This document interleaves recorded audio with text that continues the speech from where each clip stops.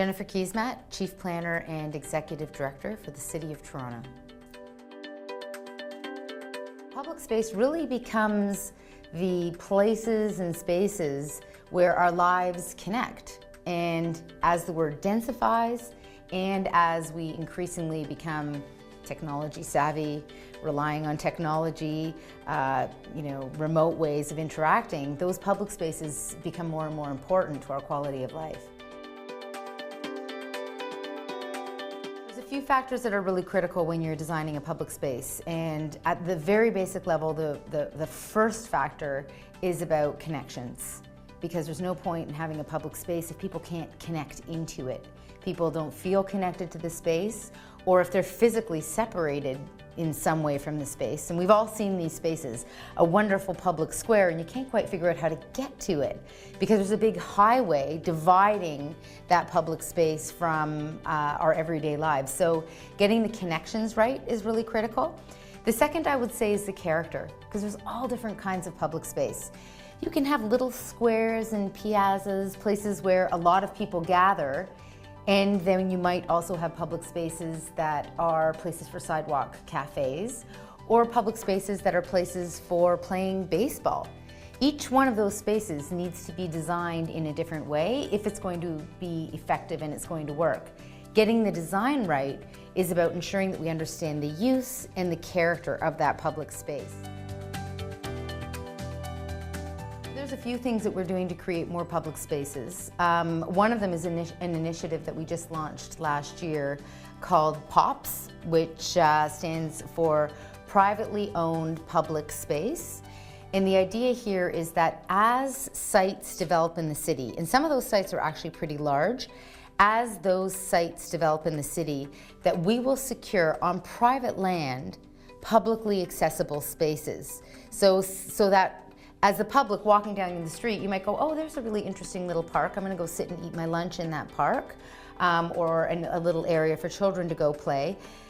To the public, the lines between whether it's a city-owned space or owned by a private landowner, those lines start to blend, and in fact, it just serves as public space. One of the biggest barriers to creating better and more innovative public spaces is in fact that we do have a tremendous amount of development taking place, and a lot of our land is privately owned. And so there's a tussle that goes on, a real negotiation that goes on to try and take back some of that land to ensure that it continues to be a public amenity. So that's a pretty big barrier. Another big barrier I would say is on the funding side.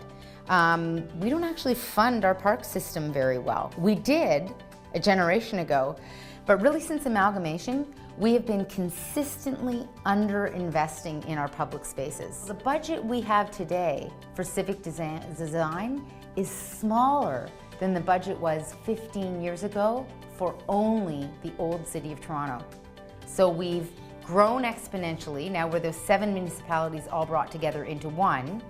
And at the same time, we are growing, our population is increasing exponentially, but we're not investing the way we used to invest in the past in those public spaces.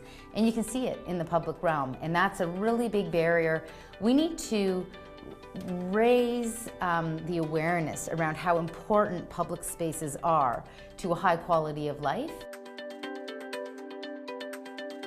One of the best ways that emerging leaders can get involved is to identify first what your passion is, what you're passionate about. And I say that because your participation is going to be most meaningful if it comes from a place of passion and what it is that you really care about. And it might be affordable housing, or it might be transit, or it might be public space, whatever it might be. First, really kind of go deep and figure out what it is that really matters to you, that you really care about, because you need to be driven by your passion moving forward. Well, I think it's really critical for emerging leaders to be involved in finding solutions for two really simple reasons. One is that the region, this city, it's yours. You own it. Make it yours. You don't want it to be a region in a city that is based on a series of past outdated ideas. You want it to be about the future and what this region and what this city can become. The second is because we were recently identified as one of the most youthful cities in the world. New York came second, Berlin came third, so we in fact are a youthful city. Young people between the ages of 18 and 35 are in fact the fastest growing demographic in the city of Toronto. And yet, young people between the ages of 18 and 35 have the lowest participation in our political processes. So there's a big disconnect. The future is yours, but the decision making around the future is being made by people who have been involved in the process for a very long time and who really don't own the future. So there's an opportunity, and it's critical for emerging leaders to grasp onto this, to take ownership over the future of their region and over the future of this city, and to inject progressive ideas that are based on thinking really carefully about the future into the dialogue, because otherwise the dialogue is going to be very one-sided. So I think it's not a frivolous pursuit, it's not an option, it's really essential that emerging leaders see this region and see this city as theirs for the taking.